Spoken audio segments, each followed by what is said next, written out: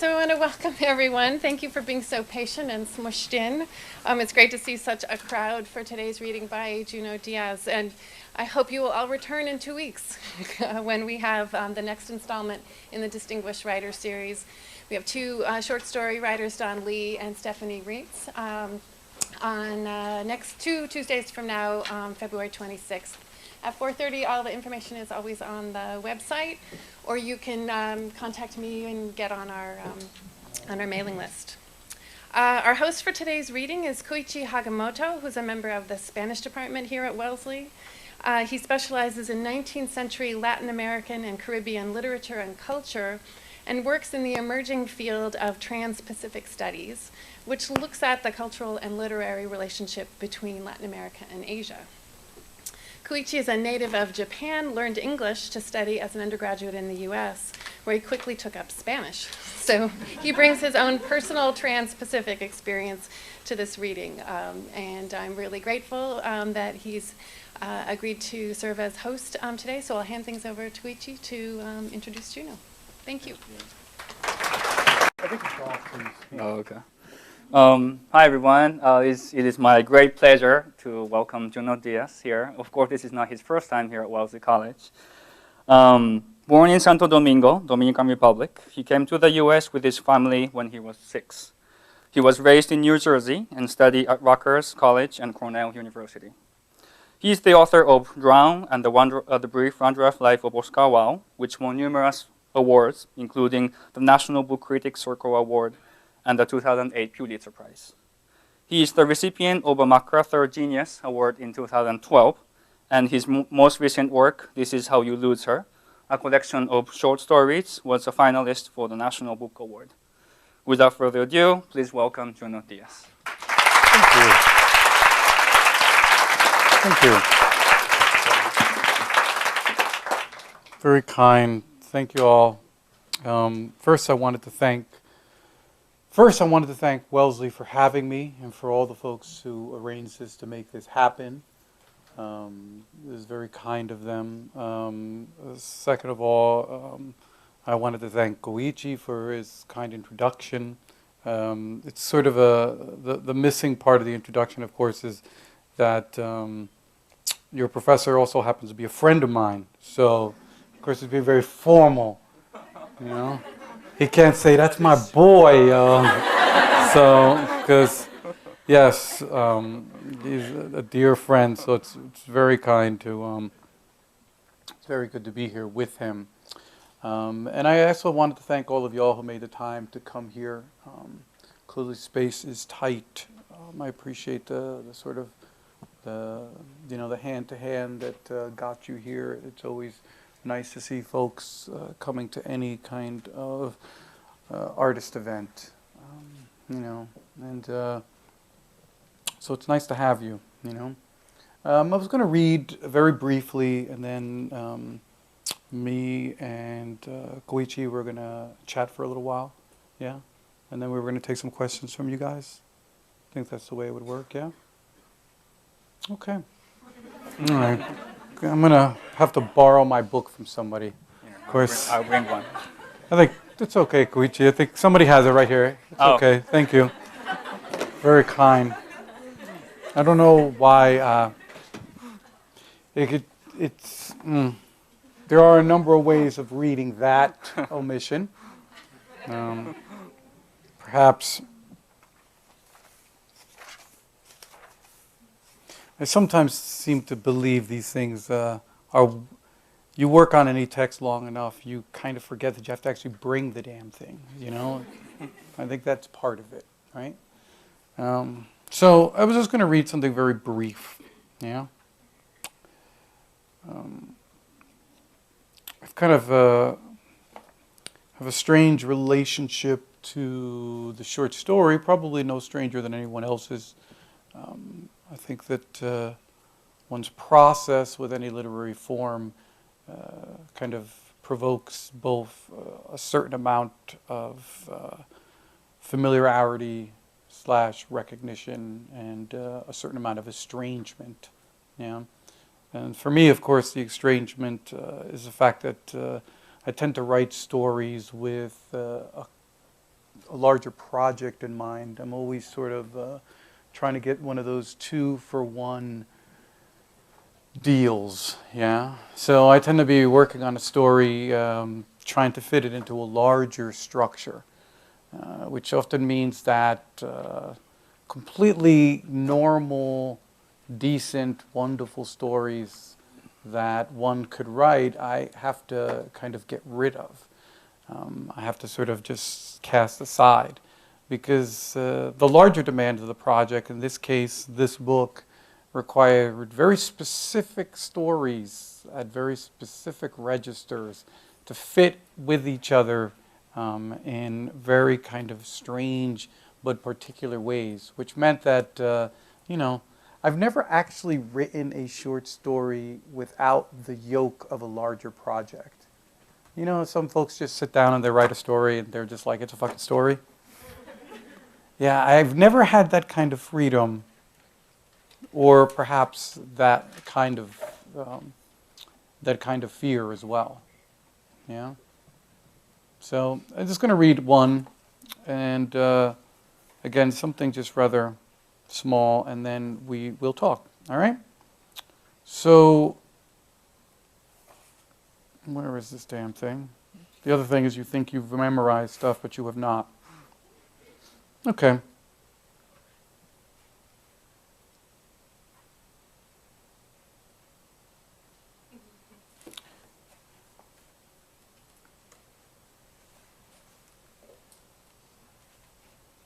Cheater's Guide to Love.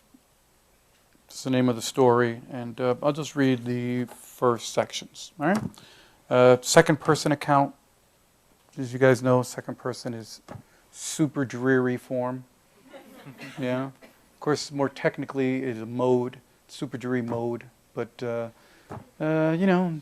even the most dreary of us have our charm. So something about it that I really liked. So, Cheater's Guide to Love, year 0. Your girl catches you cheating. Well, actually, she's your fiancé, but hey, in a bit, it so won't matter. She could have caught you with 1 sucia, she could have caught you with 2, but as you're a totally batshit güero who didn't ever empty his email trash can, she caught you with 50. Sure, over a 6-year period, but still 50 fucking girls? God damn. Maybe if you had been engaged to a super open-minded Blanquita, you could have survived it. But you are not engaged to a super open-minded Blanquita. Your girl is a badass from Salcedo who doesn't believe in open anything. In fact, the one thing that she warned you about, that she swore that she would never forgive, was cheating. I will put a machete in you, she promised. And of course you swore you wouldn't do it. You swore you wouldn't. You swore you wouldn't. And you did. She'll stick around for a few months because you had dated for a long, long time.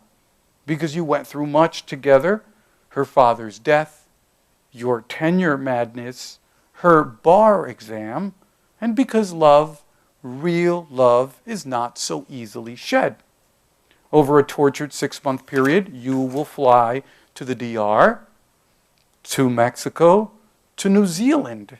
You will walk the beach where they filmed The Piano, something she'd always wanted to do, and now in penitent desperation, you give it to her. She is immensely sad on that beach, and she walks up and down the shining sand alone, bare feet in the freezing water, and when you try to hug her, she says, don't. She stares at the rocks jutting out of the water, the wind taking her hair straight back. On the ride to the hotel, up through those wild steeps, you pick up a pair of hitchhikers, a couple so mixed, it is ridiculous, and so giddy with love, you almost throw them out the fucking car. She says nothing. Later in the hotel, she will cry. You try every trick in the book to keep her. You write her letters. You drive her to work. You quote Neruda. You compose a mass email disowning all of your sucias. You block their emails. You change your phone number. You stop drinking. You stop smoking. You claim you're a sex addict. You start attending meetings. You blame your father. You blame your mother. You blame the patriarchy. You blame Santo Domingo. You find a therapist. You cancel Facebook. You give her the passwords to all of your accounts. You start taking salsa classes like you always swore you would. You claim that you were sick. You claim that you were weak. It was the book. It was the pressure. And every hour, like clockwork, you say that you are so sorry. You try it all, but one day she will simply sit up in bed and say, no more. Ja. And you will have to move out of the Harlem apartment that the two of you have shared. You consider not going. You consider a squat protest. In fact, you say you won't go, but in the end, you do. For a while, you haunt the city like a 2-bit ball player dreaming of a call-up. You phone her every day and leave messages which she doesn't answer. You write her long, sensitive letters, which she returns unopened. You even show up at her apartment at odd hours and at her job downtown until finally her little sister calls you, the one who was always on your side, and she makes it plain. If you try to contact my sister again, she's going to put a restraining order on you. For some Negroes, that wouldn't mean shit. But you ain't that kind of Negro. You stop. You move back to Boston. You never see her again. Okay, I think we should stop there. Yeah.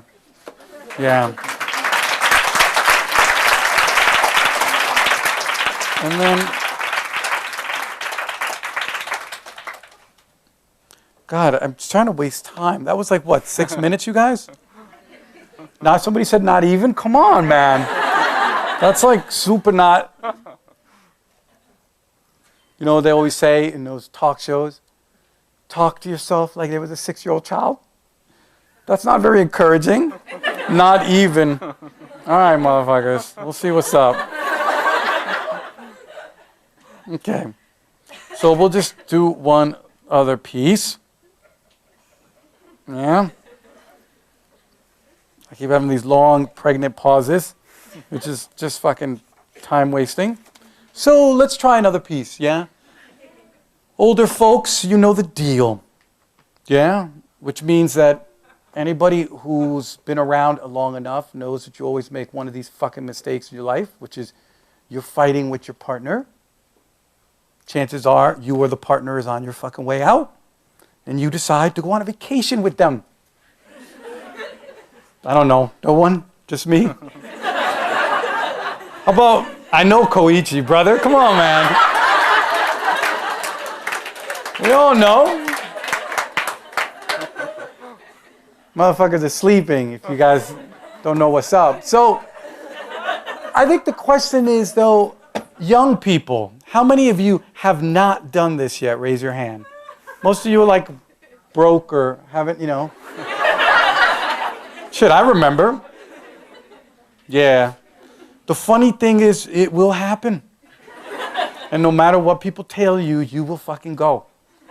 All right? So this story was written in the honor of that, what we would call standard stupidity. And we'll just start it like this. It's called The Sun, the Moon, the Stars. We're only going to read a small piece of it. Okay? We'll read the opening and then just another chunk. The sun, the moon, the stars. I am not a bad guy. I know how that sounds, defensive and unscrupulous, but it is true. I'm like everybody else. Weak, full of mistakes, but basically good. Magdalena disagrees, though. She considers me a typical Dominican man, a sucio, an asshole. Because you see, many months ago, when Magda was still my girl, when I didn't have to be careful about almost anything, I cheated on her with this chick who had tons of 80s freestyle hair. Didn't tell Magda about it either. You know how that is. A smelly bone like that, better off buried in the backyard of your life. Magda only found out because homegirl wrote her a fucking letter. And that letter had details. Shit you wouldn't even tell your boys drunk. The thing is, that particular bit of stupidity had been over for months. Me and Magda were on an upswing. We weren't as distant as we'd been the winter that I was cheating. The freeze was over. She was coming over to my place, and instead of us hanging out with my knucklehead boys, me smoking and her bored out of her skull, we were seeing movies, driving out different places to eat.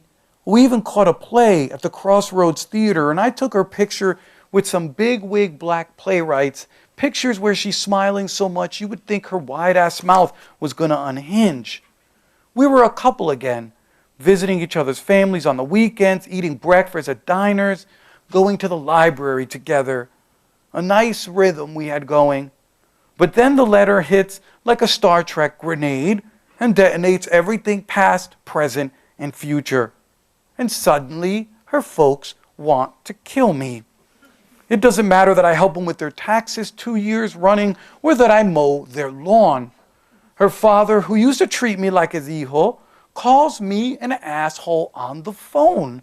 Sounds like he's strangling himself with the cord. You no deserve I speak to you in Spanish, he says.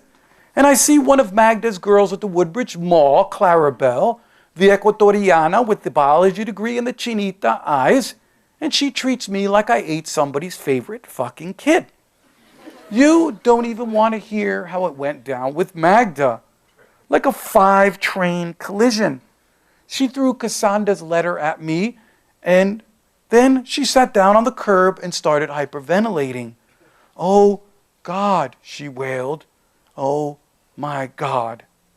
This is when my boys claim they would have pulled a total fucking denial. Cassandra who? But I was too sick to even try that shit.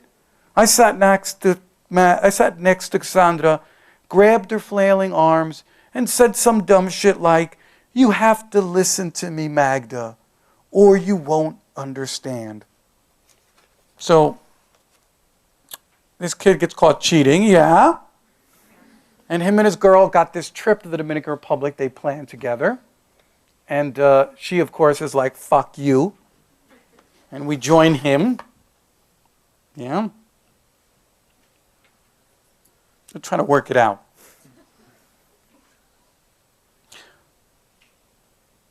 Magda's girlfriends, the sorest losers on the planet, advised her to take this trip and then never to speak to me again. She, of course, told me this shit because she couldn't stop herself from telling me everything she was thinking. "How do you feel about that suggestion?" I asked her. She shrugged. "It's an idea." Even my boys were like, "Nigga, it sounds like you're wasting a whole lot of loot on some bullshit. But I really thought this would be good for us. Deep down where my boys don't know me, I'm an optimist, and I thought, me and Magda on the island, what couldn't this cure?" Let me confess. I love Santo Domingo. I love coming home to the guys in the blazers trying to push little cups of Brugal into my hands. I love the plane landing, everybody clapping when the wheels kiss the runway. I love the fact that I'm the only nigga on board without a Cuban link or a flapjack of makeup on my face. I love the redhead woman on the way to meet the daughter she hasn't seen in 11 years, the gifts she holds on her lap like the bones of a saint. "Mi hija has tetas now," the woman whispers. The last time I saw her, she could barely speak in sentences. and now she's a woman. Imagínate. I love the bags my mother packs, shit for relatives and something for Magda, a gift. You give this to her no matter what happens. If this was another kind of story, I would tell you about the sea. What it looks like after it's been forced into a sky through a blowhole, and how when I'm driving in from the airport and see it like this, like shredded silver, I know I'm back for real. And I would tell you about how many poor motherfuckers there are. More albinos, more cross-eyed niggers, more tigres than you will ever see. And I would tell you about the traffic, the entire history of 20th century automobiles, stretching across every flat stretch of ground, a cosmology of battered cars, battered motorcycles, battered trucks, and battered buses, and an equal number of repair shops run by any fool with a wrench. And I would tell you about our shanties and our no running water faucets and the Sambos on our billboards and the fact that my family home comes equipped with the ever-reliable latrine. And I would tell you about my abuelo and his campo hands and how unhappy he is that I am not sticking around longer. And I would tell you about the street where I was born, Calle 21, how it hasn't decided yet if it wants to be a slum or not, and how it has been in this state of indecision for years. But that would make this another kind of story, and I'm having enough trouble with this one as it is. You'll have to take my word for it. Santo Domingo is Santo Domingo. Let's pretend we all know what goes on there. Okay, and that's it. We'll leave it there.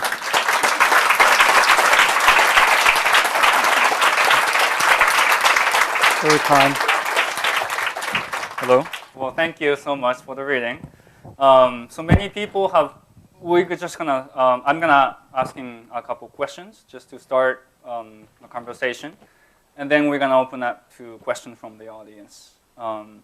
So many people have pointed out the linguistic hybridity in your work, not just between Spanish and English, but also between slang and literary references, simplicity and complicated sentences. So I was wondering if you could talk a little bit about your own experience as a child learning English and how that experience sort of contributed to the formation of your linguistic hybridity. Yeah, no, thank you. I mean, I almost forgot to ask. I feel like I almost forgot to ask. This is clearer. Yeah? I always get this thing, and I kind of wanted to make sure. I know there's people listening to this in the other room, so I want to thank them. And, you guys are like real troopers, man. And I guess the two things I wanted to ask. First of all, is there immigrants here at all? Yeah? Like 3 of y'all? One of them's right up fucking front. That's great. A couple over there. You're pointing at people. What's up? How about folks from the Caribbean? Are there folks from the Caribbean here? Again, they're kind of over here. What's up, guys? What's up? And folks from the Dominican Republic? Anybody? Yo, Wellesley's got to fucking recruit. What's going on? I feel like I'm getting a distorted picture. A friend of mine, she always says, yeah, you bring out all the colored folks. So I'm sure this picture is incredibly distorted. So Wellesley, come on, bring up your A game. I guess I bring this up because anyone who's gone through an immigration experience similar to mine, which in no way is universal, one of the things that you become very aware of is you become very aware of how obsessed people are with pure linguistic registers. Another way of saying it is that I think no one is more aware of, the sort of the dream of idiomatic purity the way an immigrant can be. Mm-hmm. And so I was very aware that the kind of demotic English that I was sort of learning in my neighborhood was not the English of the bureaucratic, institutional, academic English which I was being asked to deploy at the schools. Now, guys, if you think I kind of was able to articulate it in this way when I was 7, 8, 9, that's absurd. But I was incredibly clear on it. You don't need sort of language to be clear on stuff. That's kind of one of the disturbing or promising things about human nature in some ways. And so one of the things that happened with me was that I sort of, like most of us, but I think in a much more conscious way, because my language acquisition happened when I could remember, where most people's language acquisition doesn't happen when they can remember. You know, most people don't remember primary language acquisition. You know, and so one of the things that happens with me is that, quote unquote, primary language acquisition happens in memory, and literacy happens in memory. And I became very, very, very, very conscious of how different groups respond to what we would call sort of, you know, linguistic hybridity. And for me, you know, as a Dominican kid growing up, what was hilarious was that there was both in the three kind of I would say the three kind of axes, how do we pronounce this? Axes. Motherfuckers are like, I don't know. Come on, man. Yeah, help a brother out. So, yeah, so what was so fascinating for me was that, you know, across one, all sorts of languages weren't permitted. Yeah. So I was like in school and people were like, do not speak Spanish ever. I mean, this was like 1974 plus. This wasn't like any kind of enlightened, this wasn't Berkeley 2012. Yeah. I mean, their idea of sort of helping us out was I was put into like special ed because I spoke Spanish for no other reason. And I was given like a language tutor. It's basically once a week they would come and they would be like, something is wrong with you, it's called Spanish. We'll like cure you of that. And then of course I grew up in a kind of a mixed community, but predominantly sort of the baseline was African American, mostly folks who had moved up from the Carolinas, who had moved up to New Jersey. And this was another place where like there was a lot of linguistic patrolling. You know, if people think like poor folks are like not nightmarish around this, they're crazy.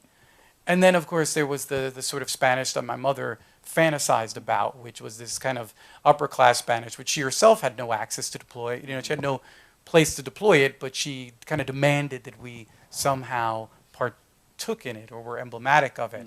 And all of these things, and I know this is kind of a long way of saying it, but all of these things created in me very much an awareness of how obsessed people are with using language to make moral judgments about character. It's extraordinary. And none of the groups that had, you know, were like important to my upbringing were in any way excused from this kind of repressive violence. And one of the things that I began when I began to think about Junior was that my kind of protagonist, the writer alter ego of the three books, is that I knew that Junior was a child of the dictatorship. And that one of the things that I was going to sort of put as a primary feature of Junior is that the point of him is that when he writes, it's the one place where he disobeys all of these prohibitions. And that was sort of the beginning of his character. And at the beginning of his character is this question of linguistic hybridity, you know, in the sense of like, how can we deploy our multiple selves simultaneously? Junior was an attempt to practice that. You know? But just a small little caveat, I think that part of the thing is that by learning pure linguistic forms, even though it kind of can be a violence, it made me super awesome at breaking it. So many of my students don't want to learn fucking grammar. Do you know what I mean? Like, and I'm just like, really? If you don't want to learn grammar, as you know, there's a student out there who wants to learn grammar and is going to fuck you up. Thank you. Great. So you mentioned Junior, so I want to kind of go back to his character. So for those who are familiar with his work, we've seen him for a while now. We saw him when he was 9 years old in Drone, and then he's one of the characters in his novel, The Brief Wondrous Life of Oscar Wilde. And then you return to his Junior in your This Is How You Lose Her.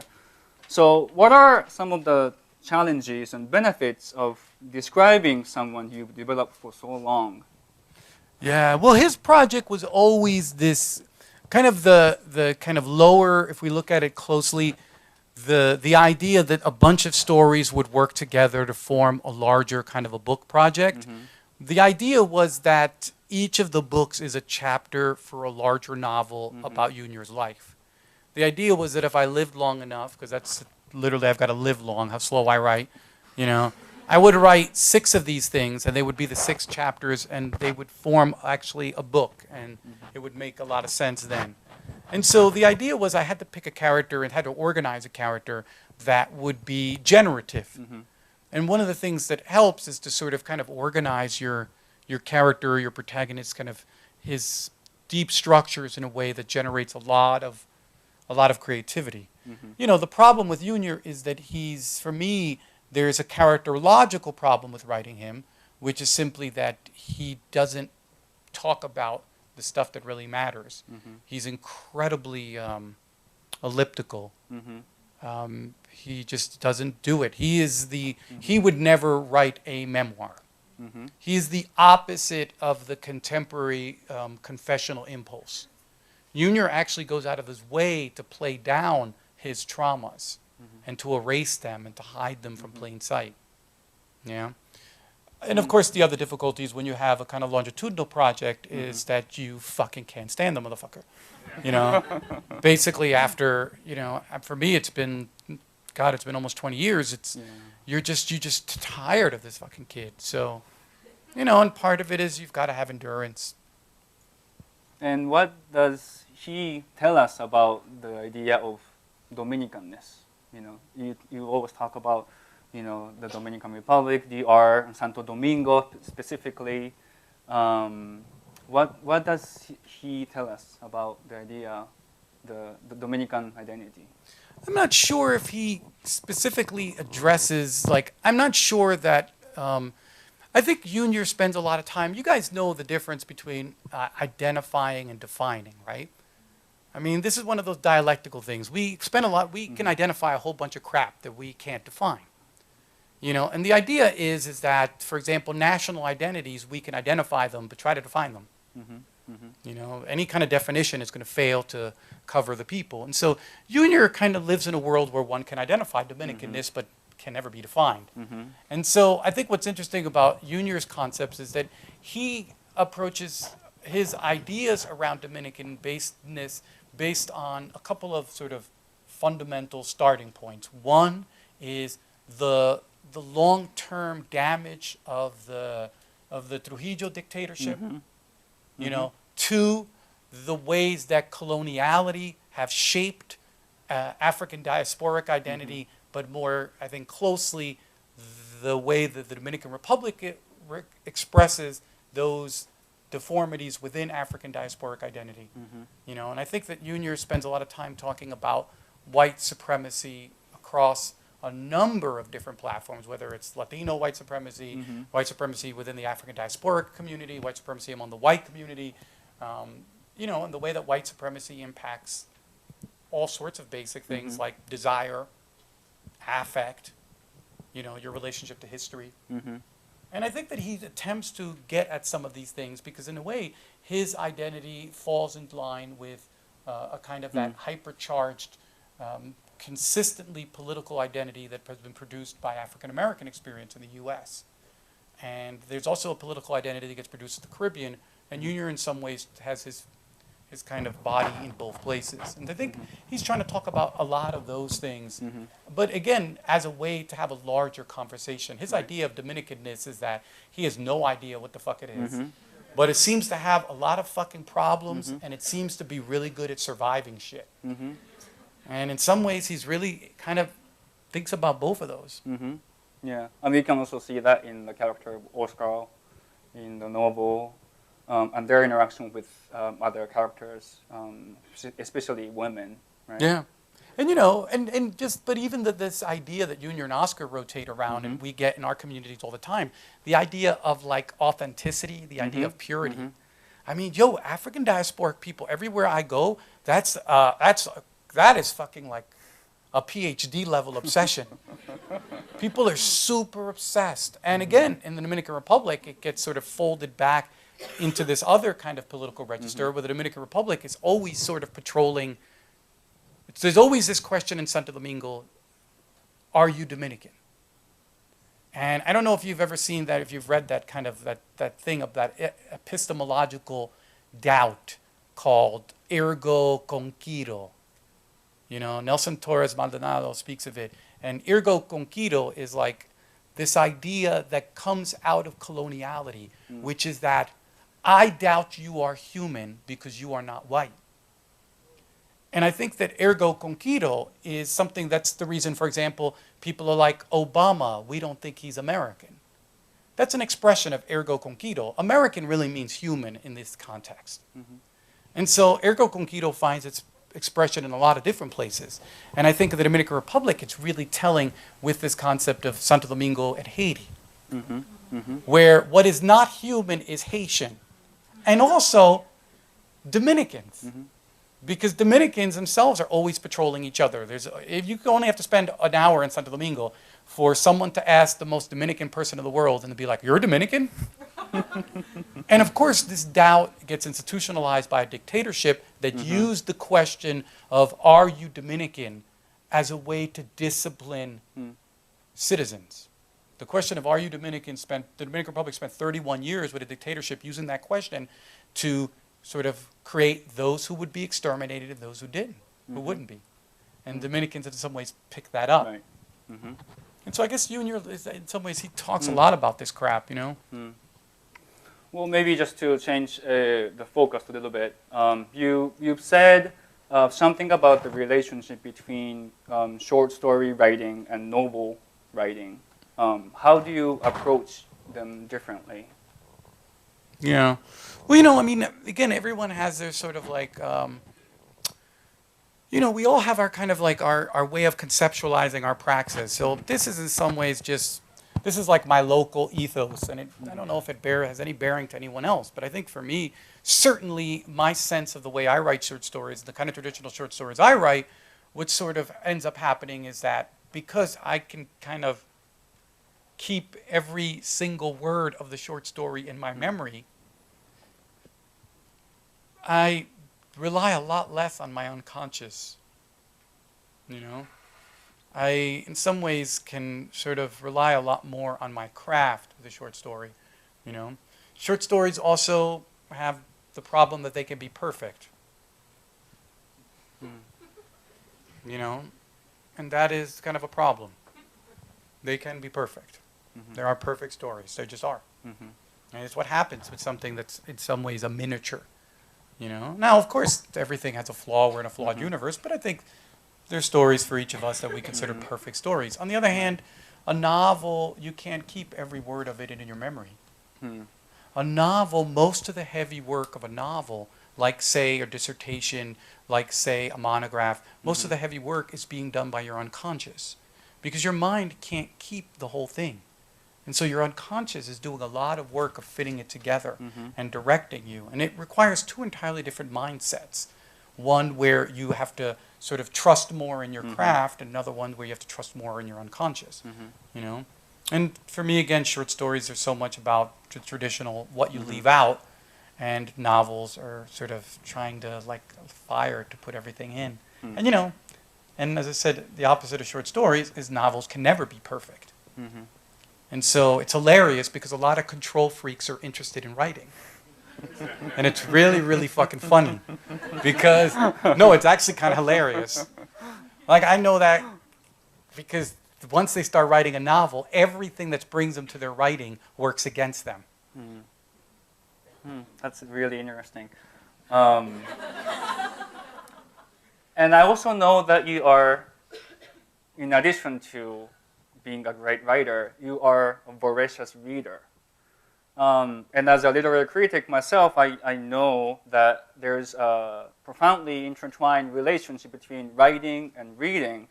And as your friend and as your student, of course, I just have to ask this question. I mean, I know there's so many questions out there, but I want to finish, you know, our conversation with this question.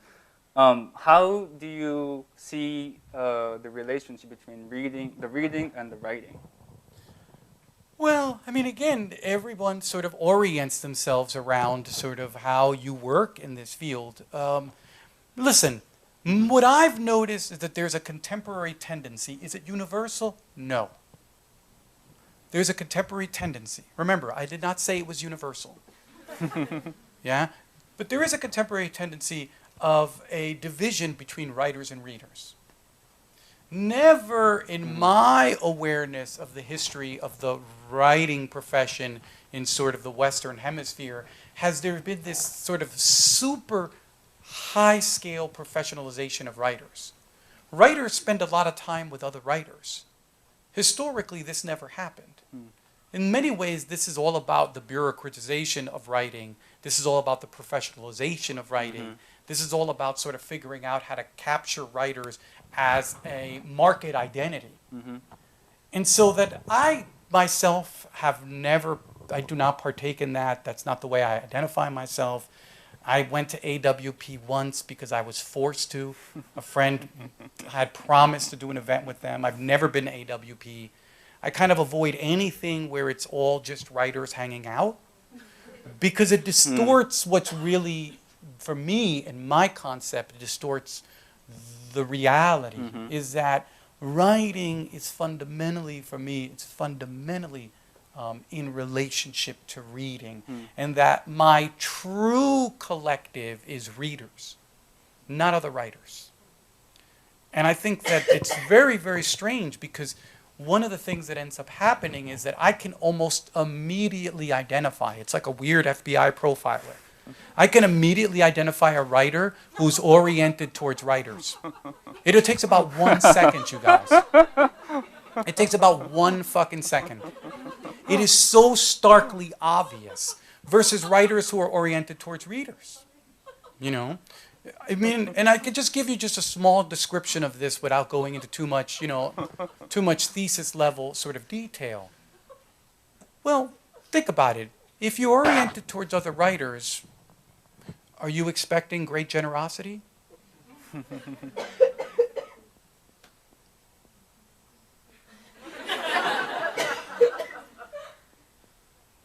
I mean, reading isn't competitive.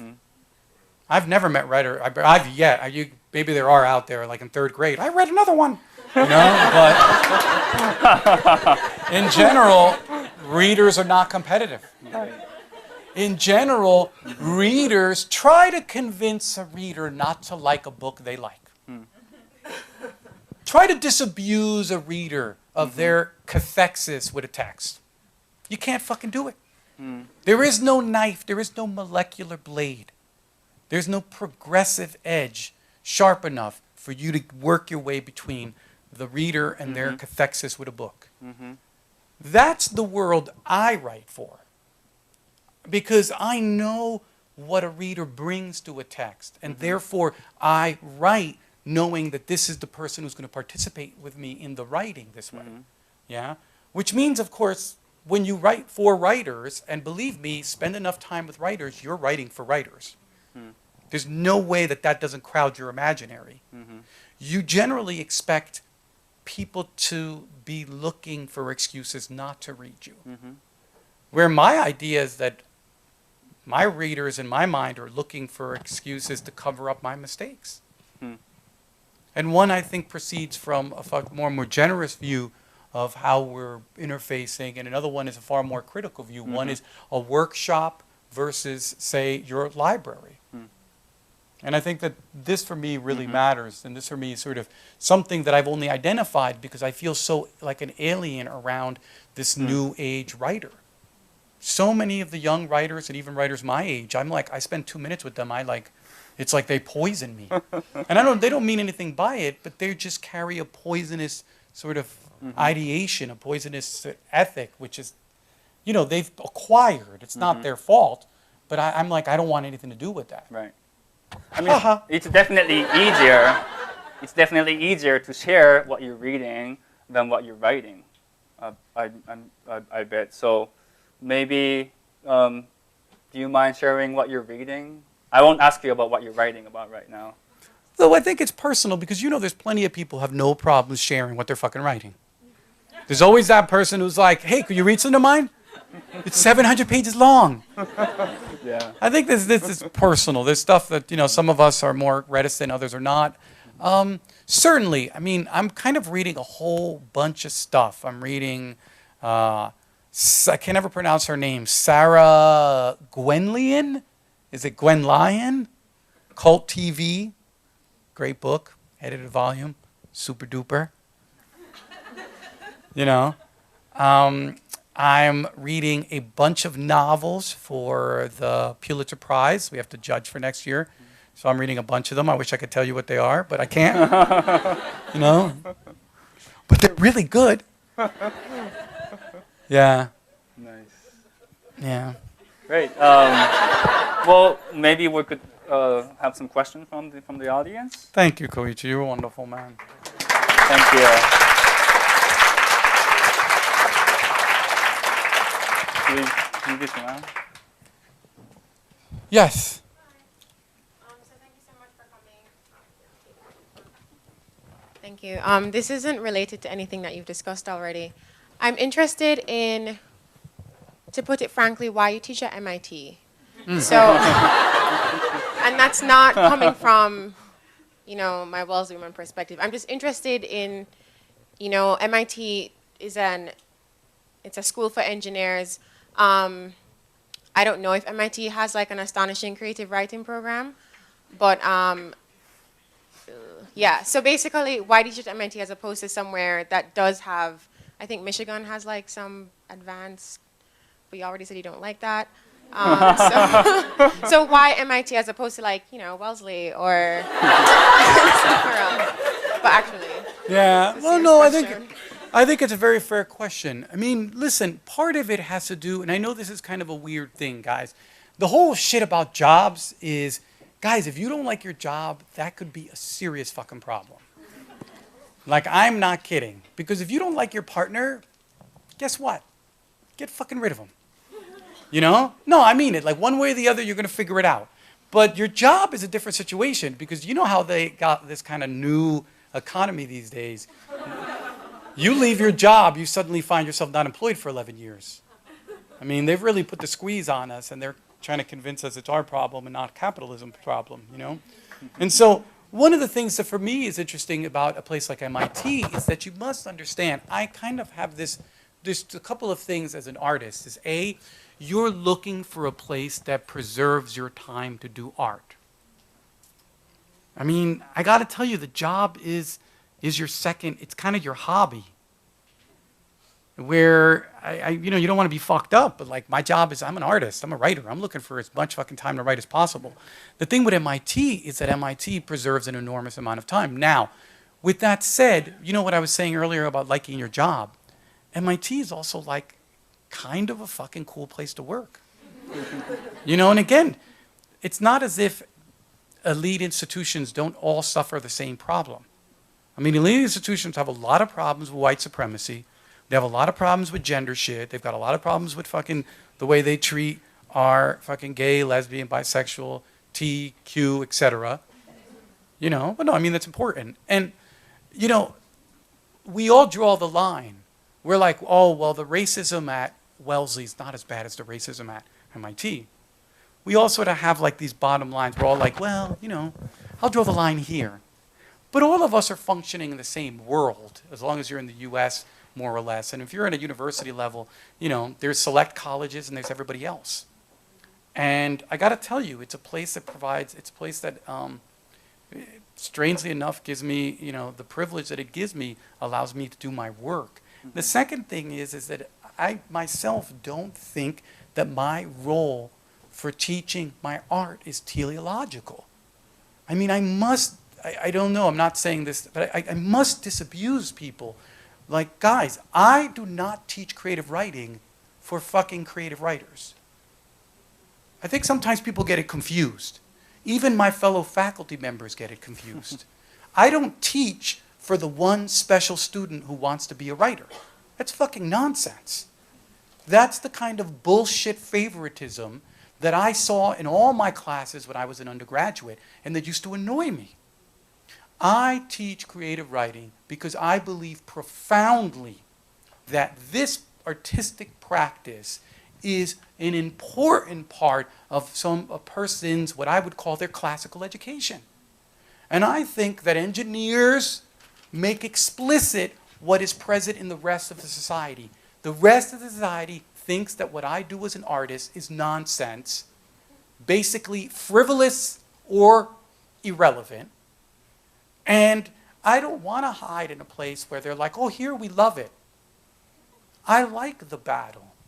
I like that that shit's explicit at MIT. I like that I'm like, every time I convince a bunch of MIT folks that this is important, that this matters, that you don't have to be a writer to love this form of expression, this form of exploration, that you don't have to be professional in this. I feel like I have made an important gain. Not everybody could teach at different institutions.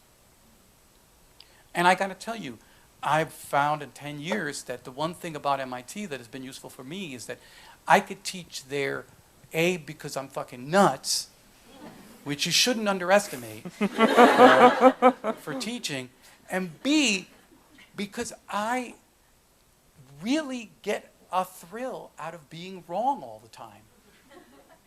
Like, I know most people don't like being wrong. No, I mean it. I dated a bunch of people.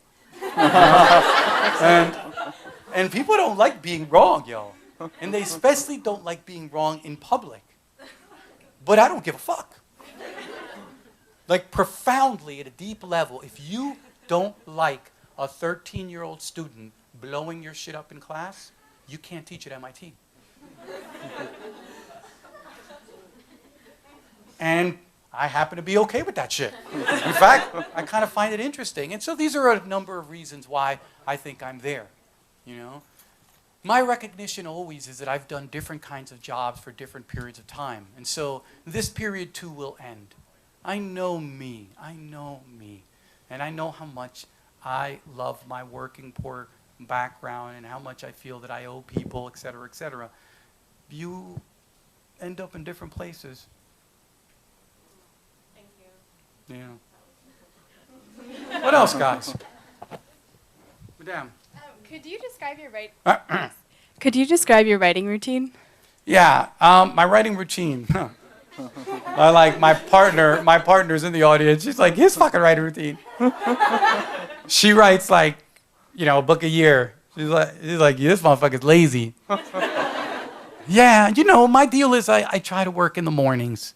I try to work early and I try to work in the mornings. Other people have got different techniques, The thing with me is that I'm like that really big old boulder. It takes forever and a ton of energy to get going. So it takes me it'll take me 11 years to get any momentum. But when I get momentum, I will fucking buffalo stance fuck you up, for real. So usually for the first 99% of the project, I'm like weak as beans, But then I come with it. So mornings always early. I try to read.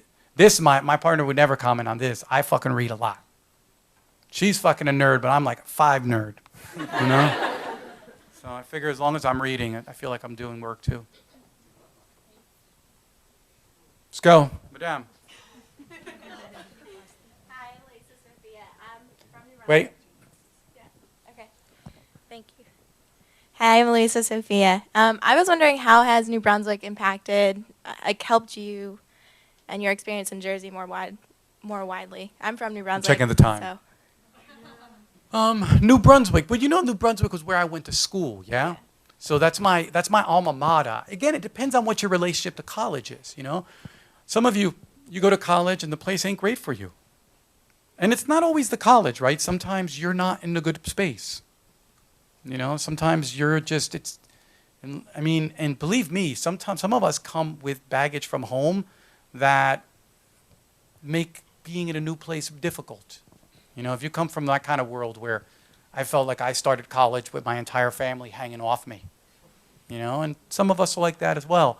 For me, college, Rutgers was elemental. Because again, in this case, we must understand the way that masculinity worked in the late 80s and early 90s in the neighborhoods that I grew up in.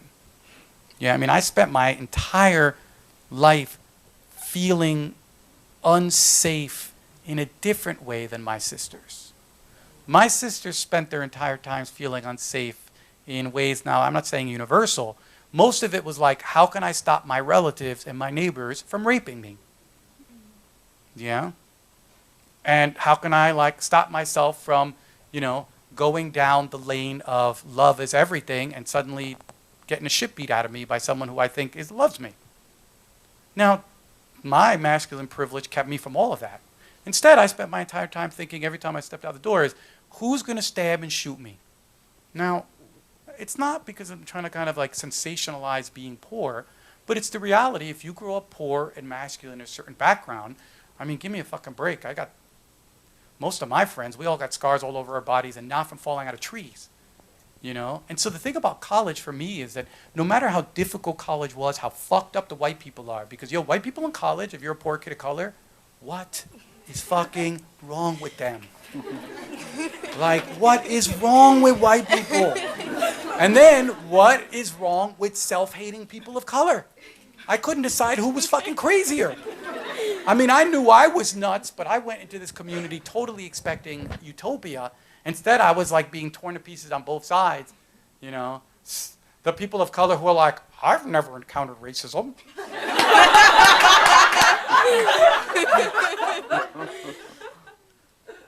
That is about as useful to a conversation as a man saying, well, I've never encountered rape, so therefore that disqualifies any conversation about rape.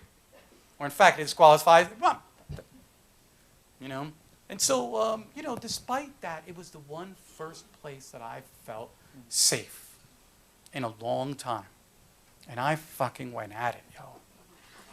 I went at it. I didn't know how long it was going to last.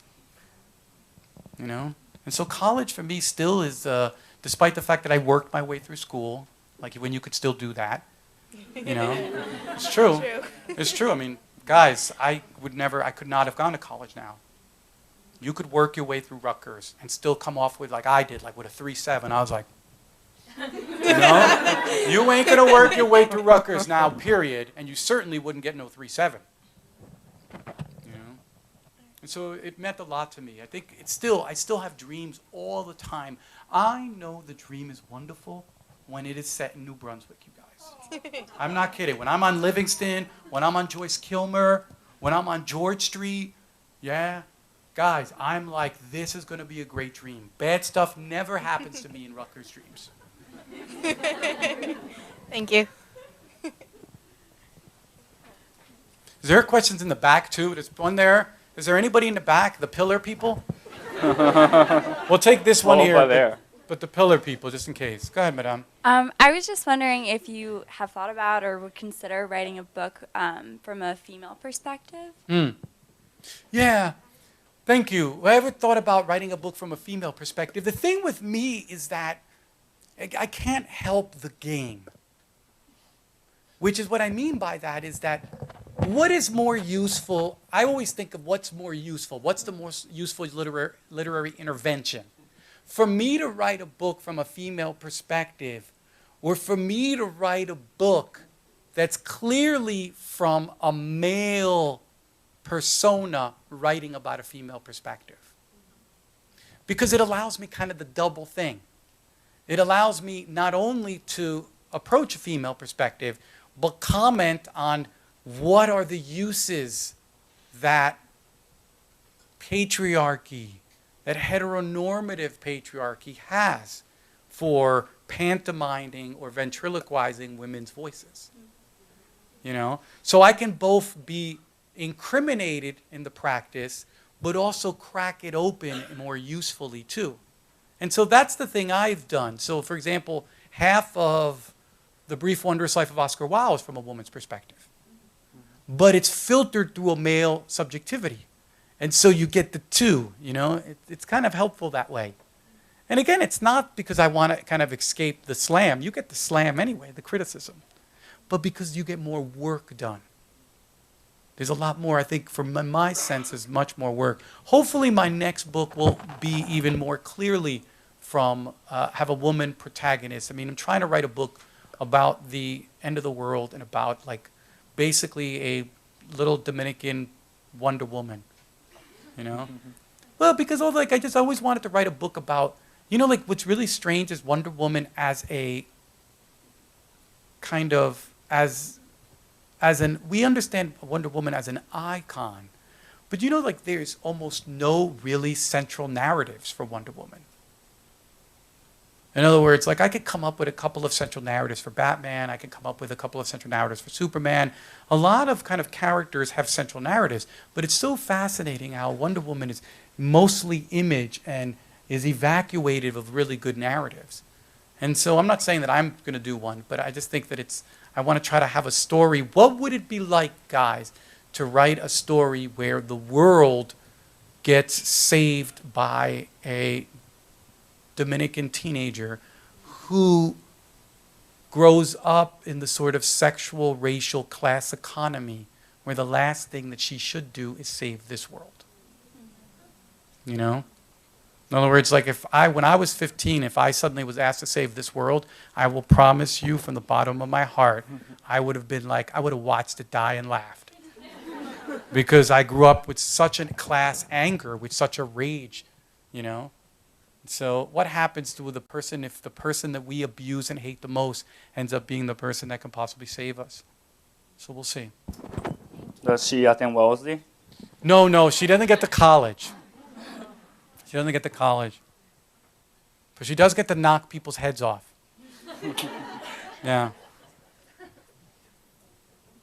There was Yes. a question over there. On the floor. Good, we're almost done, almost done. Hi, I'm Caitlin Greenhill Caldera, and I was interested in what you brought up about identifying, defining, and how today in society we're going to be in a largely Latino U.S. and what that means, and how Latinos themselves identify and define other Latinos in that type of relationship, and your views on that. Yeah. Well, I mean, it's a really good question, an incredibly complicated question. And so it's not that as if I have authority on it. You got to remember, my experience is so limited. It's East Coast. It's a certain kind of generation. It's, you know, I'm a boy. I come from a certain kind of, the kind of working poor, you know, illegal immigration on half, legal on the other half. There's all this specificity, which is kind of going to constrain my views, or it's sort of the kind of epistemic viewpoint I bring. But certainly there's a couple of things that are occurring right now. Yeah, we're certainly seeing that the Latino community is, quote unquote, the largest person of color community in the United States. Yeah, but second of all, this is all happening during a full-scale assault on Latinos, a full-scale disenfranchisement at many, many different levels, and a full-scale assault at political identities. What's fascinating is people think that they don't have political identities because of choice, which is like comedy. Like, political identities are in part foisted on us, you guys. Yeah? And so, for example, the fact that Latinos articulate this thing where, oh, well, there's not really this concept of one Latino-ness. This is sort of a strange thing, a strange concept, because we've never even actually had the opportunity to consider it. My thing is, it's like, if, for example, all the Latino community in the United States had access to ethnic studies classes, where they could actually begin to consider, is this a viable project? But we foreclose the discussion without any education or exploration and assume that that says something. The Latino community is increasing in presence at the same time as there's a full-scale assault on ethnic studies, on cultural studies, at every level. Political identities and racial identities are under enormous amount of pressure. I can't think of a worse time in the modern period where people are afraid to discuss or describe white supremacy. Yeah? I mean, white supremacy doesn't exist mentally. The average person could go through their entire 4 years of college and never utter the word white supremacy. or even understand how it functions, that you can graduate from a university and have no concept about white supremacy and coloniality, says everything about the kinds of conversations that are being foreclosed. And so my thing is, certainly the Latino community is going to play an important role in the future, as it's played an important role in the United States to date. But what I'm interested in, as someone who comes from a more radical project, a more progressive project, is putting back on the table all the stuff that white supremacy and the sort of conservative movements have been trying to force off the table. You know, the kind of critical identities, the kind of historical and political awareness that comes to us when we have the kind of sort of deliberations and the kind of reflections, the kind of trainings that ethnic studies classes, when done right, do best. Yeah?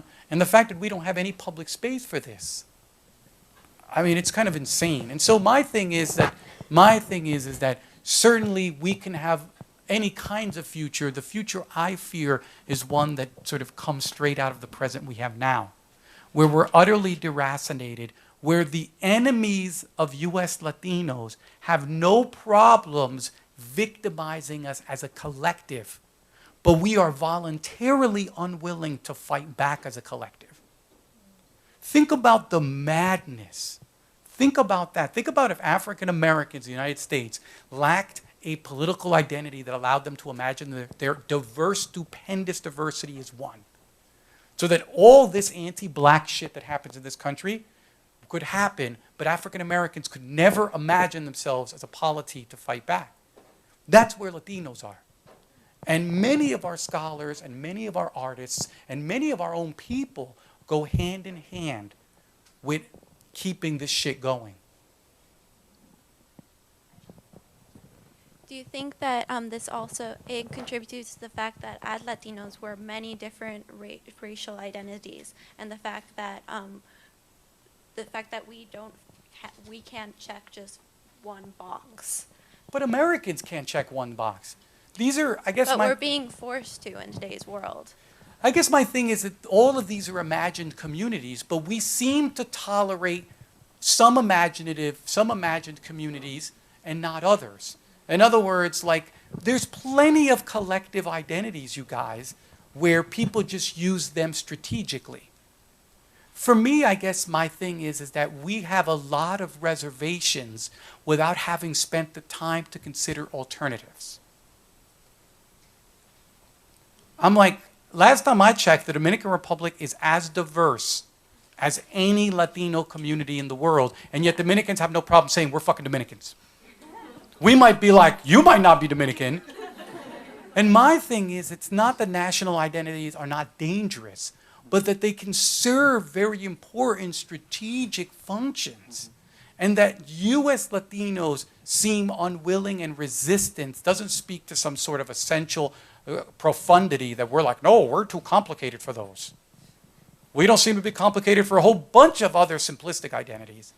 This has to do with the way that the Latino community has been shaped by forces like white supremacy, which has been denying its ability in our own historical trajectory as well. There will become a time, I promise you, when a generation of Latinos is not going to be listening to these bullshit formulas, and it's going to be saying, you can attack us as one and we can fight back as one. And you already see it happening. And it's the younger generation that's doing it. And I think it's the older generation and many other folks who have a paucity of the imagination. Thank you so much. I think we have time for like 2 more and then we're done. Madame?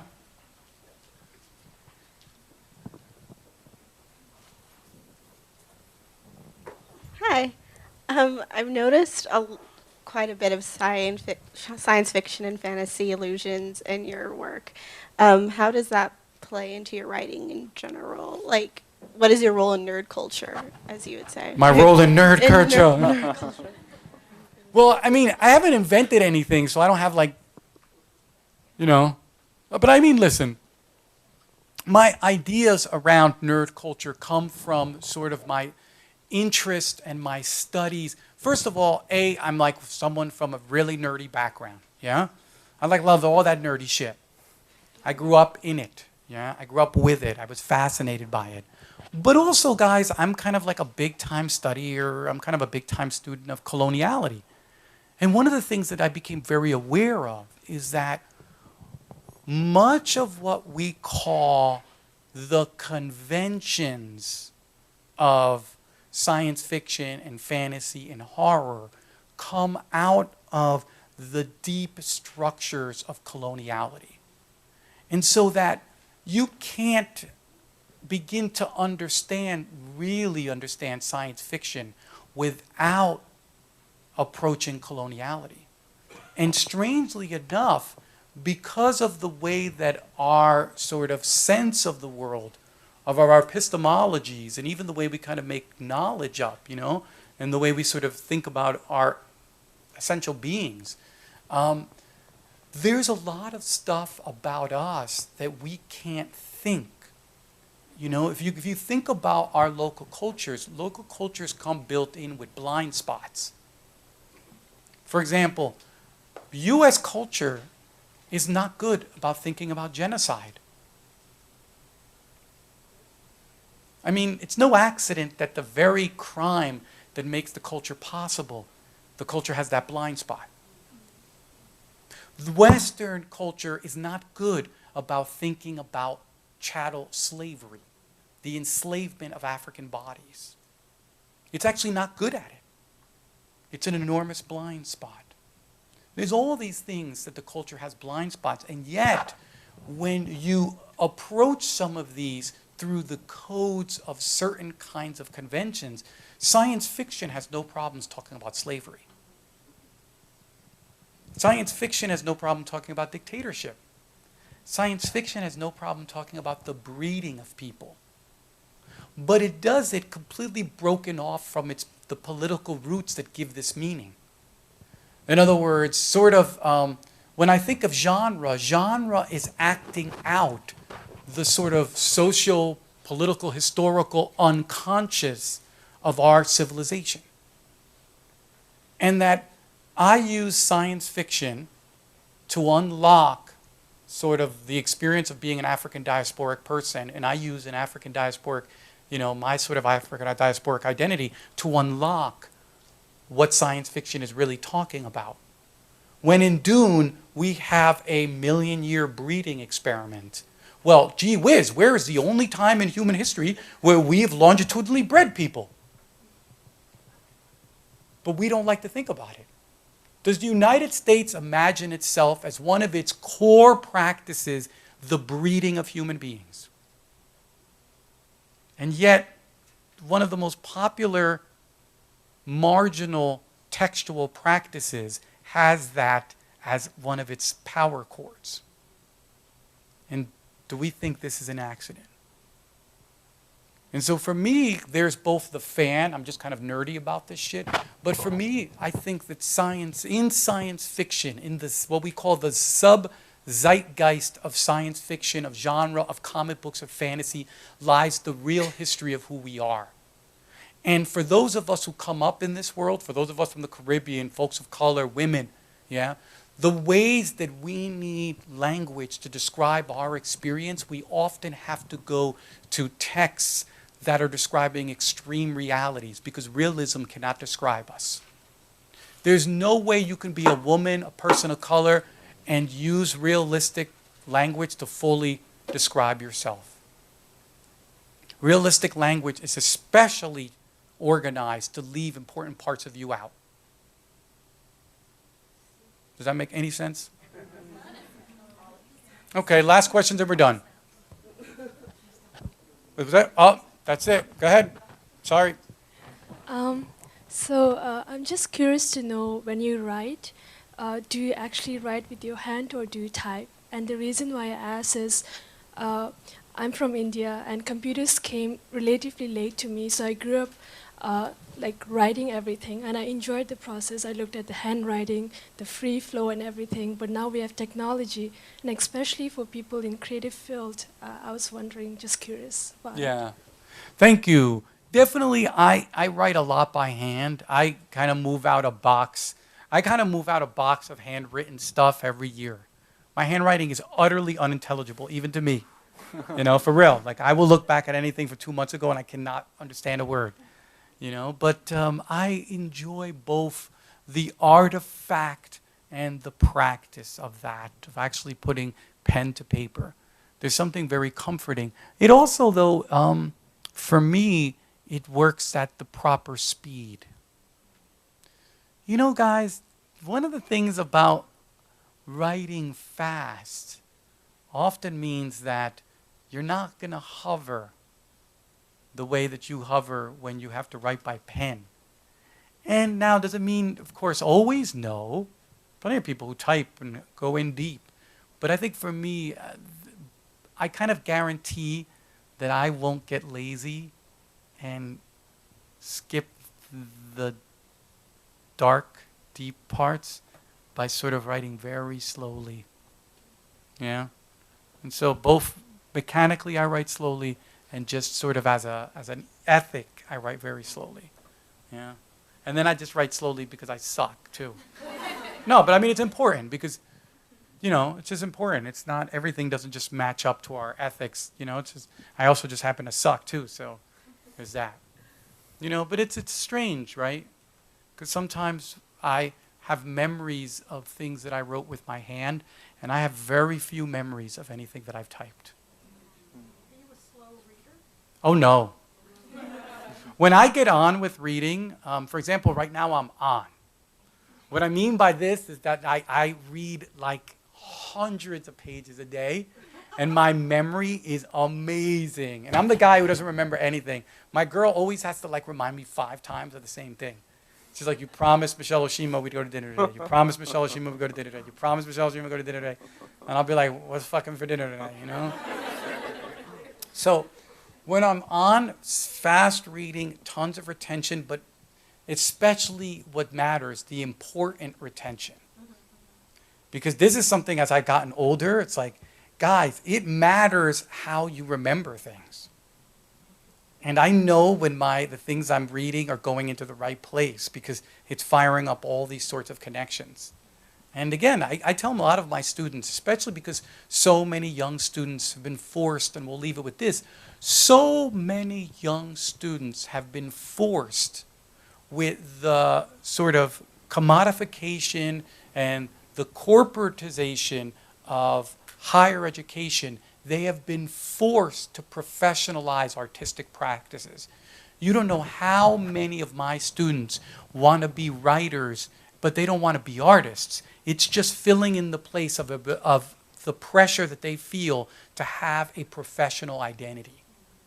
And one of the things that ends up happening with professional identities is that professional identities are problematic, and this is why we fucking are doing our students such a disservice, because most of our students feel like if they don't study something that's going to lead to profession, that it sucks. Well, you don't remember well when you think the thing that you're remembering has a purpose. Like you remember best, strangely, when you're playing. And there is no playing when you've already decided that the thing that you're practicing has a purpose.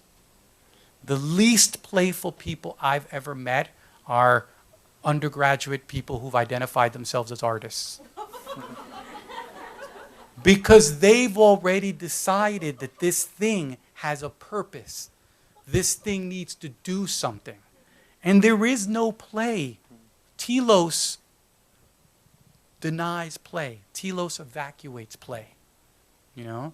And I think that one of the things about sort of being a playful reader is that you will remember immensely.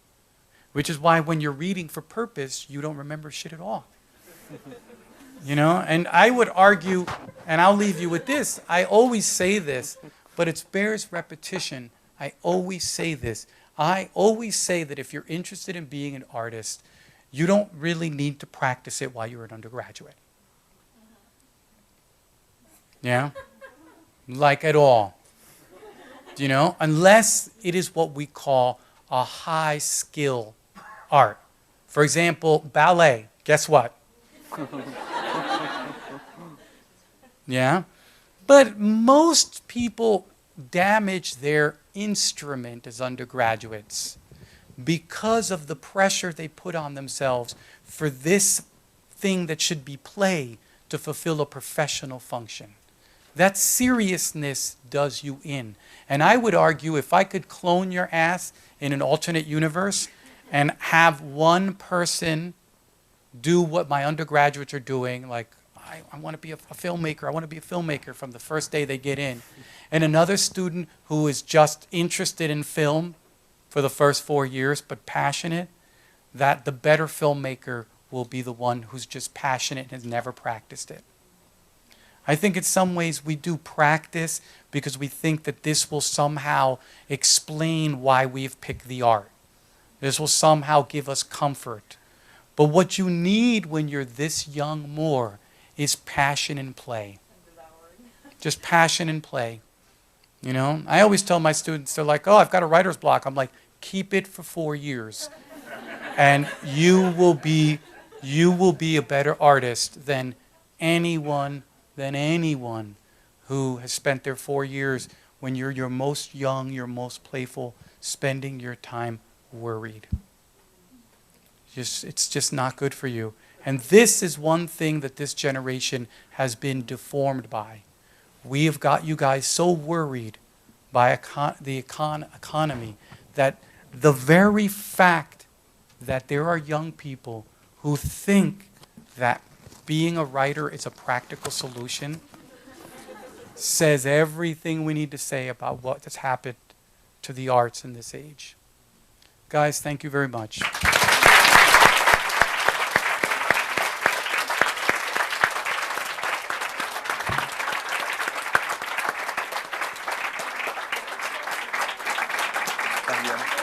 Well done.